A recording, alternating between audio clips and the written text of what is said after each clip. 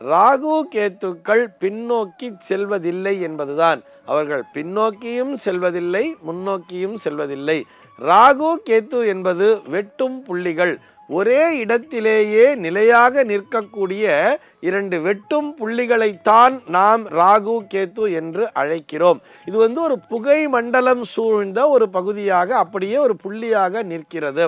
Sir நீங்கள் அப்படி சொல்கிறீங்க, ஆனால் இப்போ பார்த்தா ராகு பயிற்சி கேத்து பயிற்சிலாம் பார்த்தோமே, இதில் பார்த்தோம்னா அவர் கன்னியிலிருந்து சிம்மத்துக்கு போனார்னு இருக்கு, அதே மாதிரி மீனராசியிலிருந்து கும்பராசிக்கு வந்தார்னு தானே, ரிவர்ஸில் வர்ற மாதிரி தானே சொல்லி இருக்கா அப்படிங்கிற மாதிரி நமக்கு சந்தேகம் என்பது தோன்றலாம்.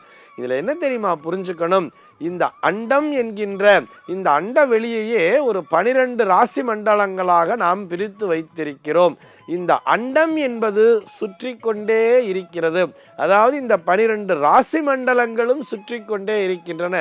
நம்முடைய பூமியும் சுற்றி கொண்டே இருக்கிறது. இந்த நவ கிரகங்களிலே உண்மை கோள்கள் என்று அழைக்கப்படக்கூடிய இந்த 7 கிரகங்கள் சொல்றோம் இல்லையா, சூரியனானவர் ஒரே இடத்திலே நிலையா இருச்சிருக்காரு நமக்கு தெரியும். மற்ற கிரகங்கள் எல்லாம் இந்த நீள்வட்ட பாதையிலே சுற்றி கொண்டேதானே இருக்கின்றன. இப்படி எல்லாமே ஒரு மோஷன்ல இருப்பதுதான் இந்த இயற்கை.